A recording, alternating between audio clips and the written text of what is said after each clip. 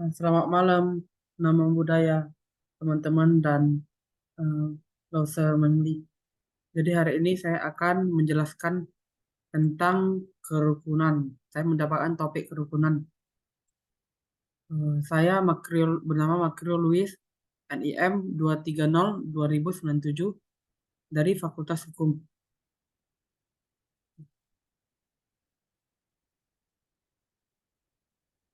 Jadi apa itu kerukunan? Jadi kerukunan adalah keadaan di mana individu-individu dengan latar belakang keyakinan dan nilai-nilai yang berbeda dapat hidup bersama dalam damai dan saling menghormati. Dari kerukunan itu di Indonesia kan mempunyai berbagai suku, ras, agama berbeda-beda, tapi dapat hidup bersama. Kerukunan juga dapat diartikan sebagai keadaan keseimbang, damai, dan penuh pengertian di antara berbagai kelompok dalam suatu masyarakat. Ini melibatkan saling menghargai, toleransi, dan kerjasama. Oke. Jadi kerukunan adalah ini ya. Ini adalah penjelasannya. Yang kedua, mengapa kerukunan itu penting? Karena kerukunan bukan hanya tentang hidup berdampingan, tetapi juga mengenai bagaimana kita bisa tumbuh bersama sebagai masyarakat yang kuat. Ini menciptakan lingkungan di mana setiap individu merasa dihargai dan didengar. Terus oleh karena itu penting bagi kita untuk menjaga kerukunan dalam hidup bermasyarakat. Kerukunan akan membantu kita menciptakan suasana yang lebih nyaman dan aman bagi semua orang, sehingga mencapai tujuan bersama-sama. Jadi kita harus selalu berusaha untuk menciptakan kerukunan dan saling menghargai satu sama lain. Tentu kerukunan akan berdampak sangat banyak jika kita bisa menciptakannya dalam semua suku, agama, ras. Tentu akan sangat bagus dan menciptakan suasana yang lebih nyaman dan aman bagi semua orang. Karena kita rukun. Oke. Yang ketiga adalah tantangan. Tantangan mencapai kerukunan. Tantangan dalam mencapai kerukunan, meskipun kerukunan adalah tujuan yang mulia, ada beberapa tantangan yang harus dilewati. Misalnya prasangka, ketidakpahaman, dan ketakutan terhadap perbedaan. Namun dengan kesadaran dan upaya bersama, kita dapat mengatasi hambatan-hambatan ini. Ya pasti kita dapat mengatasi hambatan-hambatan ini jika kita bersatu. Jadi komponen kerukunan melibatkan beberapa elemen kunci, yaitu ada tiga. Yang pertama itu toleransi. Toleransi menerima perbedaan dengan lapang dada. Jika ada perbedaan dari teman lain, orang lain, kita harus menerimanya dengan lapang dada. Terus yang kedua yaitu dialog. Berbicara dan mendengarkan dengan rasa hormat. Tentu kita harus hormat dengan orang, apalagi ketika dia lagi berbicara. Yang ketiga itu pendidikan, meningkatkan pemahaman tentang keberagaman. Kita harus belajar tentang kita harus meningkatkan dalam pembelajaran tentang keberagaman agama, ras, suku, budaya yang di Indonesia. Jadi beberapa tantangan untuk mencapai kerukunan.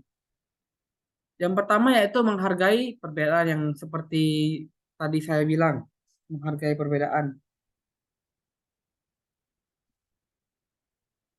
Pertama-tama, untuk mencapai kerukunan, kita perlu belajar menghargai perbedaan. Setiap orang memiliki latar belakang yang berbeda, dan itu adalah kekayaan yang dapat memperkaya kehidupan kita jika kita mampu menerima keberagaman tersebut. Ya, ya pasti kita semua eh, di dunia ini berbeda. Latar belakang juga pasti berbeda. Ada yang dari keluarga orang kaya, ada yang dari keluarga orang miskin, ada yang menengah, semua berbeda-beda. Jadi kita harus belajar untuk menghargai perbedaan masing-masing. Ada yang beragama Islam, ada yang Buddha, ada yang Hindu, banyaklah yang di Indonesia. Terus yang kedua yaitu komunikasi yang baik. Salah satu kunci utama dari kerukunan adalah komunikasi yang baik. Mendengarkan dengan penuh perhatian, berbicara dengan sopan, dan berusaha memahami pandangan orang lain adalah langkah-langkah penting dalam membangun hubungan yang harmonis. Tentu kita harus menghormati jika orang sedang berbicara seperti yang tadi saya bilang. Itu adalah kunci utama dari kerukunan. Yang ketiga yaitu empati dan pengertian. Empati juga berperan besar dalam menciptakan kerukunan. Saat kita dapat merasakan dan memahami perasaan serta perspektif orang lain, kita menjadi lebih cenderung untuk memperlakukan mereka dengan penuh pengertian. Yang keempat yaitu berkontribusi dalam masyarakat. Terakhir, kerukunan tidak hanya bersifat pribadi, tetapi juga melibatkan kontribusi dalam masyarakat. Dengan berpartisipasi aktif dalam kegiatan sosial, membantu sesama dan bekerja sama untuk mencapai tujuan bersama, kita dapat menciptakan lingkungan yang harmonis. Ya benar, kita harus berkontribusi seperti yang sekarang kita lakukan yaitu kegiatan NKWK, membuat proposal, kita sama-sama berkontribusi. Terus contoh praktik kerukunan. Jadi praktik kerukunan dia ada beberapa contoh yang melibatkan kerukunan. Yang pertama yaitu acara bersama, seperti merayakan festival, dan acara bersama seperti Imlek yang kita adakan tiap tahun sekali, Natal, dan lain-lain. Yang kedua yaitu pendidikan multikultural, program untuk meningkatkan pemahaman tentang berbagai budaya. Oke.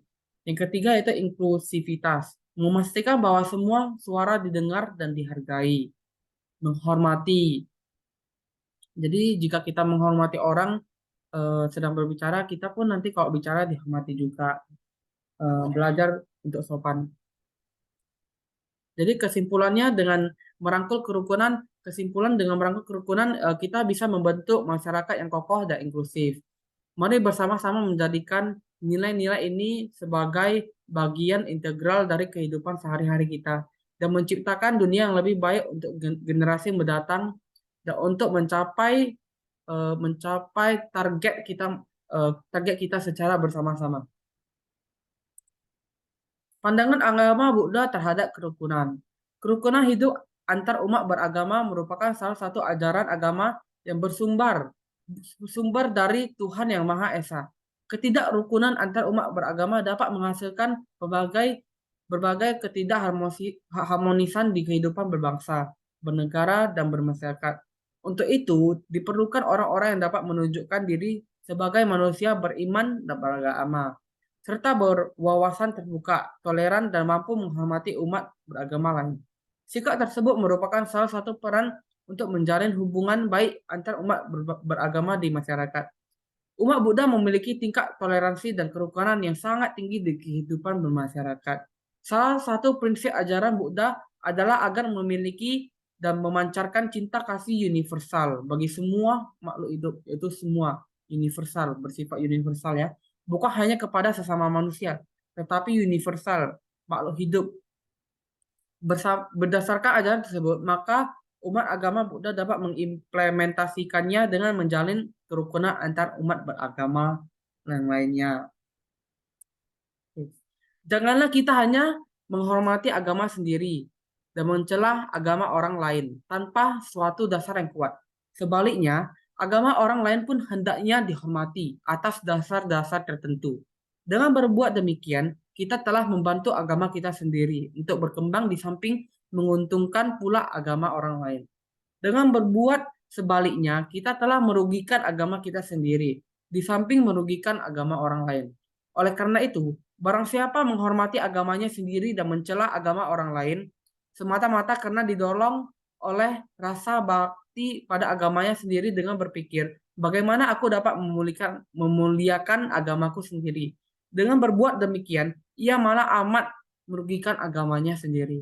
Oleh karena itu, kerukunanlah yang dianjurkan dengan pengertian bahwa semua orang hendaknya mendengarkan dan bersedia mendengarkan ajaran orang lain. Damika 2006, 25-26.